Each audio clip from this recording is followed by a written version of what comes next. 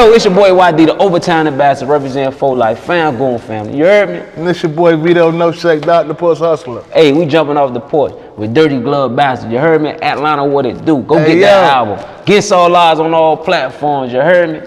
Dirty Glove Bastard. I'm sick of these haters. I'm sick of these snitches. Living off food stamps, trying to flex on their Instagram pictures. Screaming out there. All right, so we got YD off the porch with us today. Hey, yo, what they do? YD, For Life Entertainment. We in the building. Fam Goon representative, Free Ralo. You already know, off the porch. What's up? There you go, man. Yeah, man. Who else you got on the porch with you today, man? Man, I got the legendary one half of Piccolo, Vito No Shake, president and CEO of For Life Entertainment. Been rocking with me forever, man, and we ready to take over the world, man. We off the porch with it right now, though. There it is, man. Yeah. I appreciate you guys coming by today, man. Yeah, so talk to us about life in Miami. Man, Miami, man, Miami. Say Life? It ain't South Beach, I can tell you that. It ain't all peaches and cream, South Beach and water and sands. You know, we from the other side of the bridge. We from over town, so we get we got best of both worlds where we from. We get to see the good, the bad, and the ugly. So that's Miami for us. I mean, for us being real Miami residents. That ain't just visiting or going to South Beach or Brickell or the Wynwood Walkway and, oh, I'm in the hood. Nah, you got to really come where we at to see the real Miami. Yeah. Yeah, it looked like it went down on South Beach, man, for spring break, man. They was trying to shut down the city at the end. Oh, yeah, man. A lot of people that visit Miami, they go to South Beach, really, they don't want that type of activity going on the beach, so they get caught up over there. You stuck once you on that beach, you trapped. Yeah, with that curfew. Yeah. Yep, they set up a curfew. Yeah. They was shutting down the bridges. I feel sorry for all the people staying on the beach, man, because they didn't get to enjoy their vacation how they really probably wanted to. Yep. Y'all check in with me, man. I can show y'all some things, man. You want to come to Miami, man, check in, man. There it is. So at what age would you say you jumped off the porch? Man, I jumped off the porch. To be honest, I had a pretty good childhood to about 14, 15 till I actually started seeing death from kids my age, 14, 15, you know, so I say 14, 15. I say 15 was when I took that initiative to pick up that pack and do some of the wrong things that led me to making some bad decisions. So I say 15. Yeah. I was smoking since 9. 9? Yeah, I was smoking 9 years old. Who put you on at 9 years old? Oh, shout out to my cousin, mama. I was watching. Listen, this was crazy. We was watching Cell Therapy on what was the box? The box. I remember the box. And I was in my uncle's house in Oberlocka, and my cousin, he used to smoke Black and Miles, and you know, we had. I found on the way walking to one of his homies' house, I found a bag of weed, and I showed it to him. He was like, well, you know what that is? You gonna smoke that? I ain't know how to smoke, so before I smoked the weed, I had to hit the Black and Mild. He said, you hit it like this. And ever since then, it's been history, man. I figured it out along the way.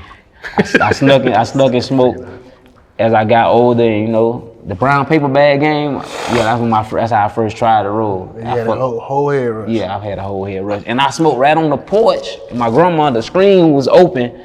My dumb ass. Was she home? Man, she was home. She was like, "What's wrong with you?" She like, "What that smell is?" You already know what it was. What? Nah, I ran around the corner, and I say I ain't gonna smoke on the porch again. That wasn't a good idea. So yeah. Did you get high that first time? Man, I was high fast running, not to get that whooping, boy. You got whoopings with. They go pick the switch up, and you get 3 whoopings. Makes you go pick it off the tree. Yeah, yep. You get 3. Auntie gonna beat you, your grandma gonna beat you, and when your mama get off road, she gonna whoop you. And then when your daddy get home, you gotta deal with him too. So that's 4 whoopings in one incident. So did you get whooped or did you get away? Oh, I ain't get caught. I ain't get caught. I plead the 5th, man. You see this interview. All right, so what can you tell us about this incident a few years ago where you got shot? Was it 3 times? Man, I got shot 4 times. On one scraping, and I still got a piece of the bullet in my leg. Oh wow! It was pretty much, man. I don't say the wrong place at the wrong time because I was doing what I love to do, music. I just say, man, you know, be careful with who you call your friends and surroundings, man, and you know, be aware with the people that you hanging with. Know what they doing. Like, I know when I call Vito in the morning, I know he at work, he at the shop fixing on the car or something. I call Buck, he working to put something together. I got a small team, so I just know what everybody doing, and I try to do my best to let them know what I'm doing, so that there's an understanding and a level out of what's to prepare for when we go out in this world, man. Cause you don't keep your face clean, man, you're gonna run. It's a full circle of karma, man. So that's the situation. It's nothing really to speak on. I survived it. I'm here for a reason. God got me here for a reason, and we gonna keep pushing. I feel that. What would you say has been one of the biggest life lessons you had to learn in your life so far? Life lesson, man, learn how to be a father, learn how to be a daddy, because I really pretty much didn't have. It's no guidebook to show you how to be a father or be a daddy. And then when you come from a broken home, like my mom and daddy wasn't together. They had me at 16. I was raised by my grandparents, so there was no structure of how to become. Not only become a father, becoming a man. Like you gotta. My role models was drug dealers. The guys that was on the block toting the guns, that's what I looked up to, because that's what I was around. I watched my granddaddy do this right in my face.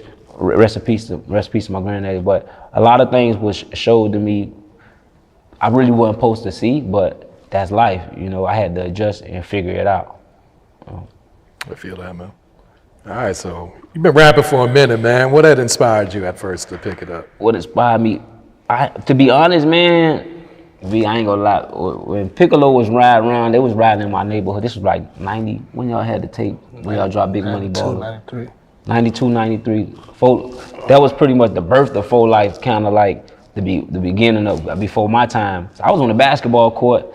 Here you got this, it looked like a minivan / ice cream truck turned into a music truck.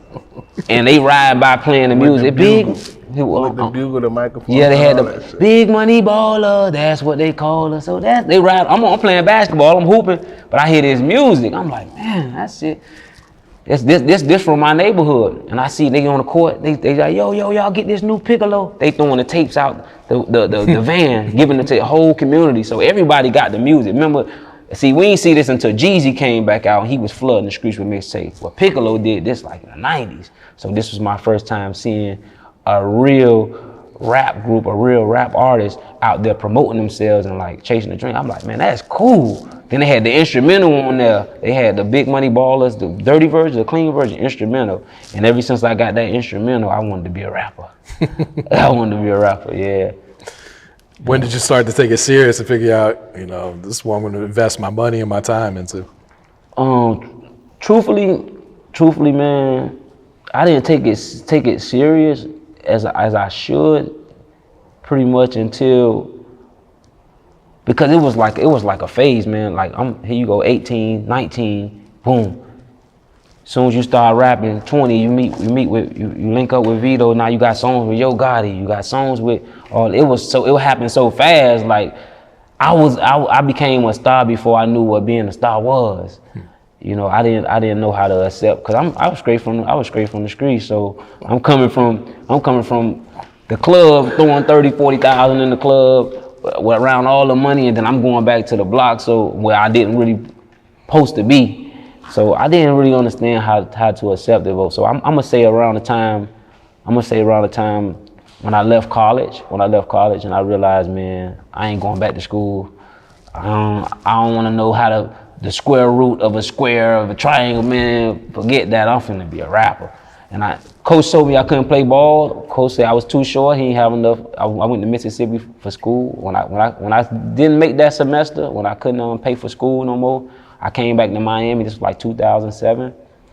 I linked up with Vito. This what it is. It's like I can't go back. So ever since then, I've been chasing that dream, and the dream became a reality because I'm living it now, man. I'm here on the porch. There it is. Yeah. What was it like touring with Gotti? Touring with Gotti, oh man.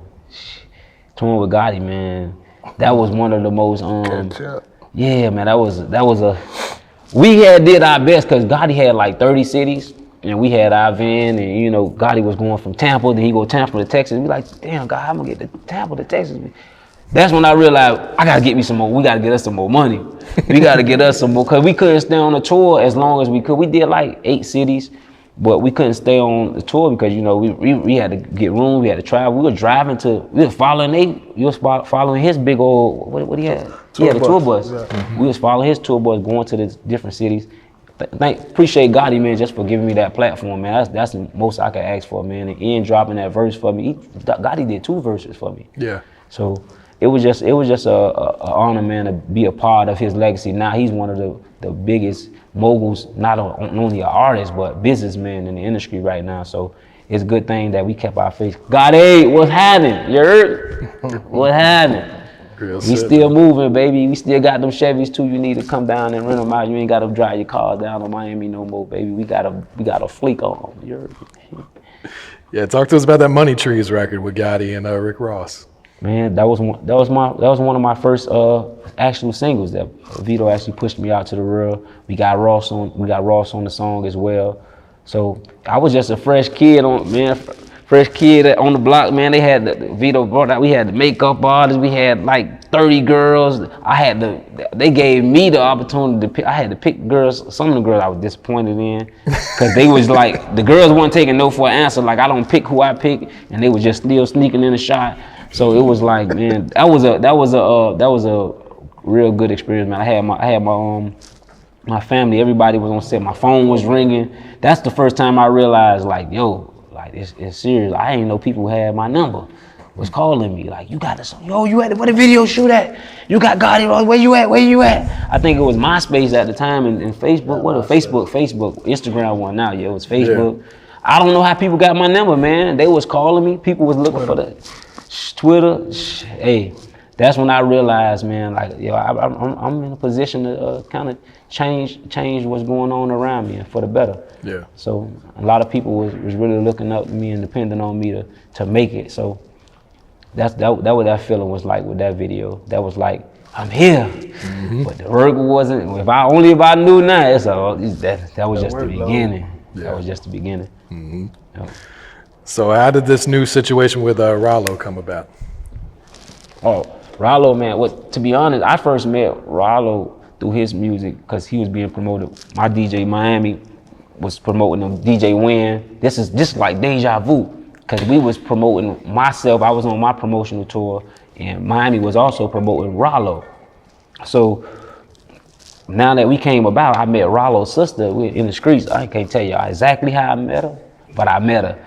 And my homie was like, yo, that's Ralo's sister. When I did get the child, like, man, I admire what he does for his community, what he does for his team and family. Like, you giving people a place to stay. You like, you really doing it. And you not under a major record label and you doing it independently. So that would inspire me. I was like, man, sis, I want to chop it up with her, man. Maybe we could do some business, man. I don't know. And man, not even a month, we got on the phone. After that conversation, we stamped it. I had told V, if he was waiting like 2 months, I said, man, I got a situation coming. He didn't know what was going on. We got on the phone with Ralo. Ralo like, man, whatever you need, whatever you trying to do, man, let's do it. You're in Miami, let's get our situation, man. I don't want nothing from you. I want to put you out there, whatever I can do. That was the conversation.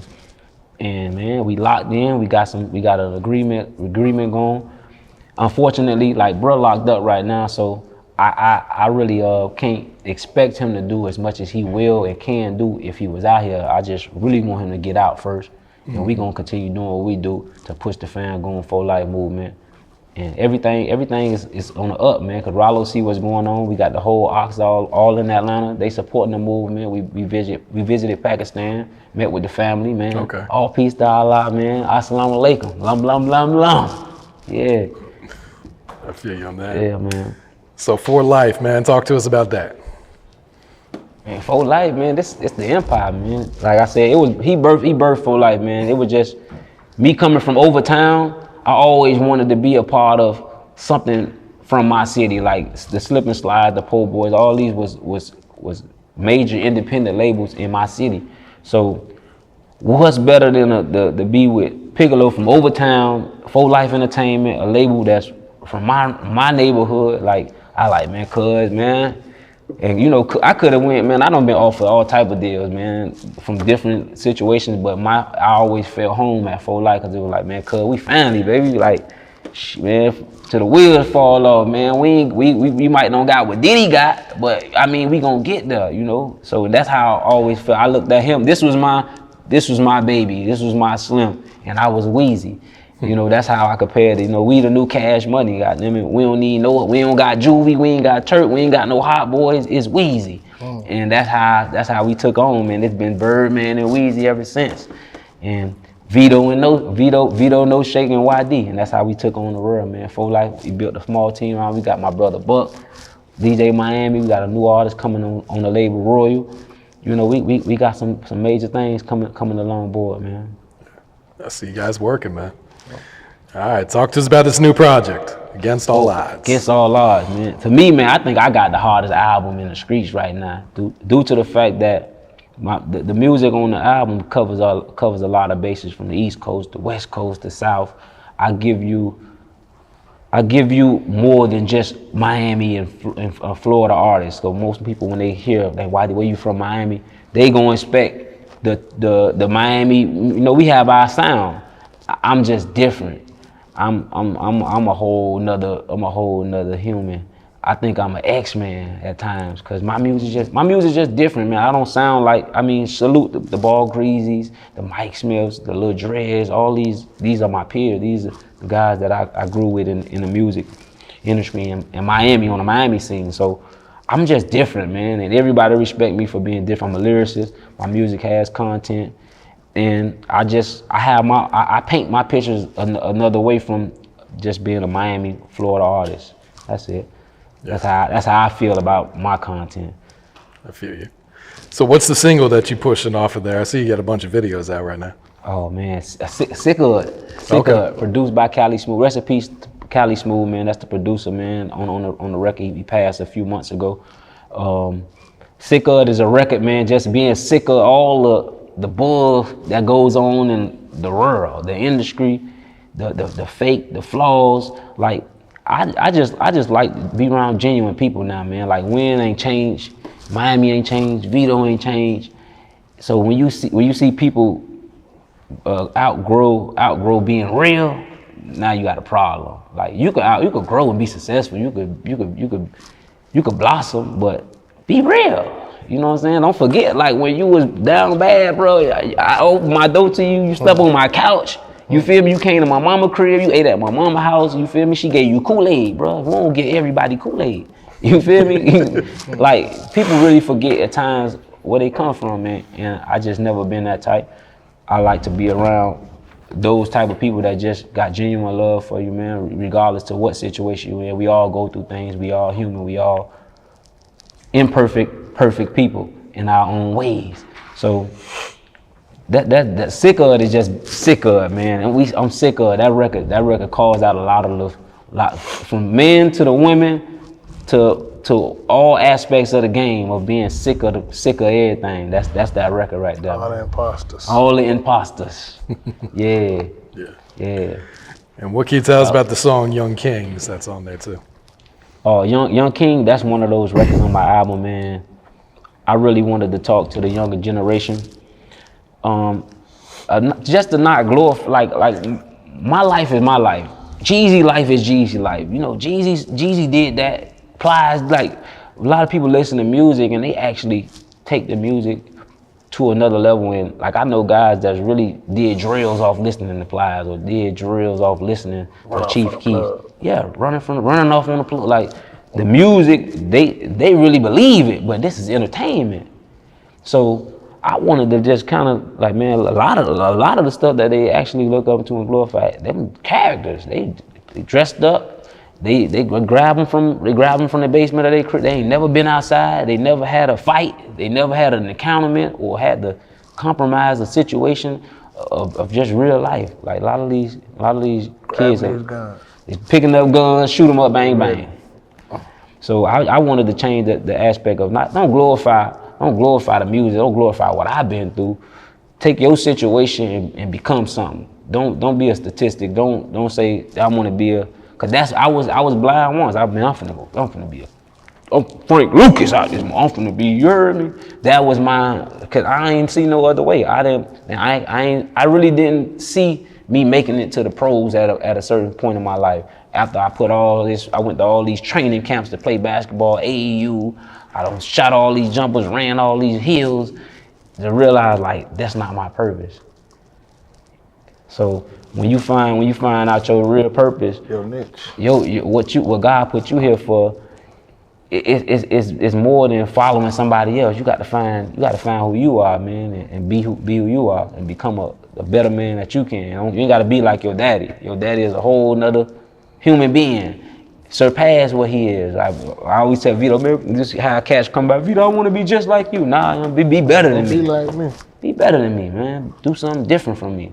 You know, so that's what Young Kings is, man. Giving these young kids the inspiration, man, not to glorify the street life. Learn from it. Take it as a lesson. Take it as a eye view of where you don't want to be. Cause you ask these young kids, well, you want to go? You ever want to do life in jail? They're gonna be hell no. They're gonna tell on their cousins, sisters. You know, you want to be. I'm living right now. A lot of people dead in the grave right now, and they can't wake up and brush their teeth or get some pussy, or feel his AC, or hug their mama. So you got to embrace the small things in life, man. A lot of people don't have what you have, and just be grateful.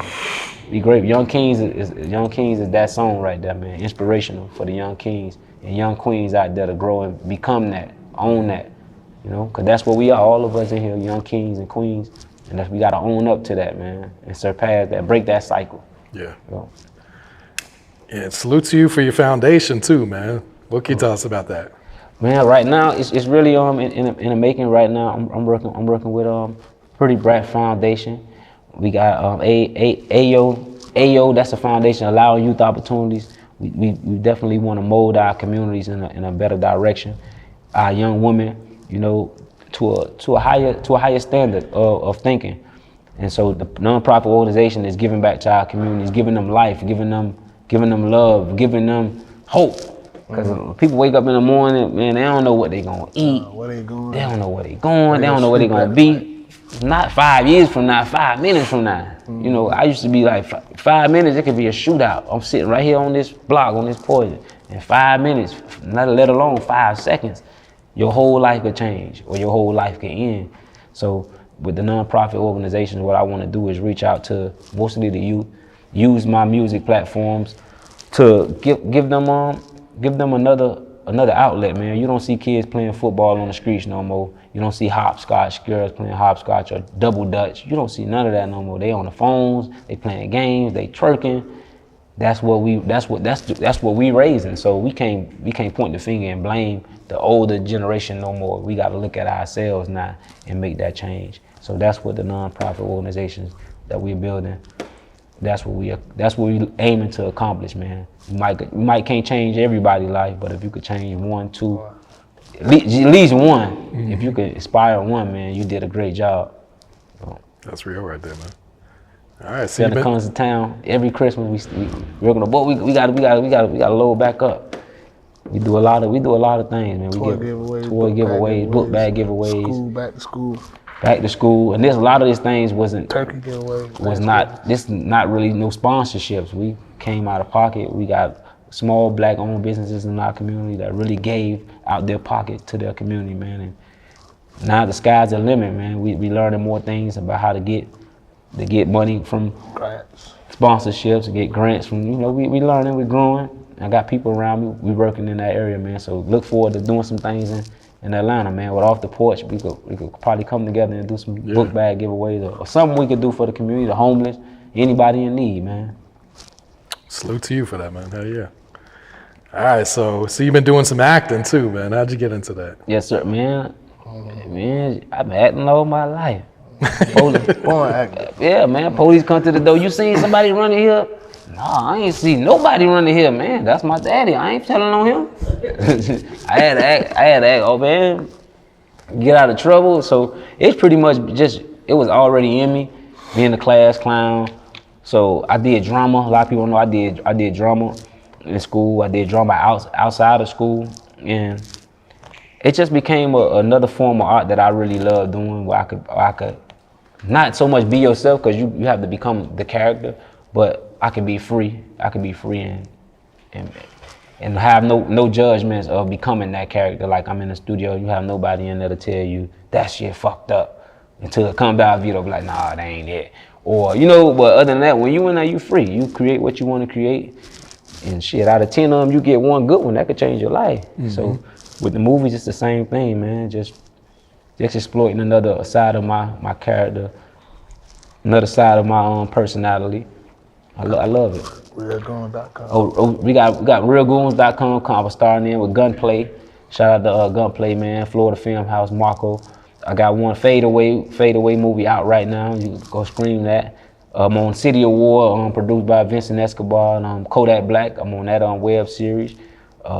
We working on a big cat movie right now. As soon as I get back to Miami, we gonna start shooting a big cat movie. I got a character I created.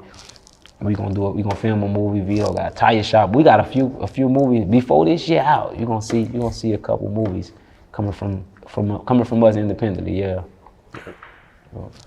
All right, YD, what else you working on, man? What else coming up 2021, man? 2021, to me, right now, honestly, man, is promoting this album Against All Odds, all platforms right now. Go get it. Stream it, buy it, get it for free, however you go get it, download it. But that's pretty much it. But outside the movies, promote these albums. It's a pandemic right now. You got to hustle, you got to grind, we got to get out of these streets. We got to make this money back, man. We don't spend 40, 50,000 putting this album out already. We got to dig this money back up out the surface. So we got to get out here in these streets, promote, market, and bring some of these residuals back, turn these fans and these people that supporting us into some dollar signs, so that we could keep pushing and doing more things and be on more platforms like we are right now, man. So that's the ultimate goal.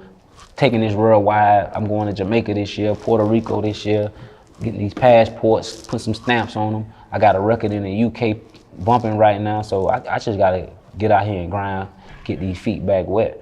So like I said, I've been out here years now, but now's the time to really put my foot on the gas, man, and take it to another level. I feel that, yeah. All right, guys, any shout outs before we wrap it up? You got Shit, the whole full life ENT. the whole full life, man. Roll you next. Yeah, roll you up next, man. Well, we got, man. Shout out to everybody, man. That's a part of that made this happen, man, and put this together, man. Like free Ralo. Free my cousin Doodle, free my cousin Pip. I definitely want to shout them a couple of my big inspirations when they call, man. Shout out to all the homies locked behind them walls, man.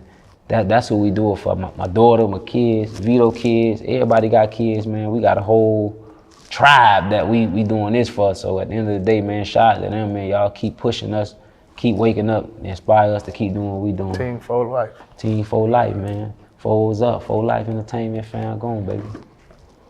Off the porch with it, you heard me. I'm sick of these haters, I'm sick of these snitches, living off food stamps, trying to flex on their Instagram pictures. Screaming out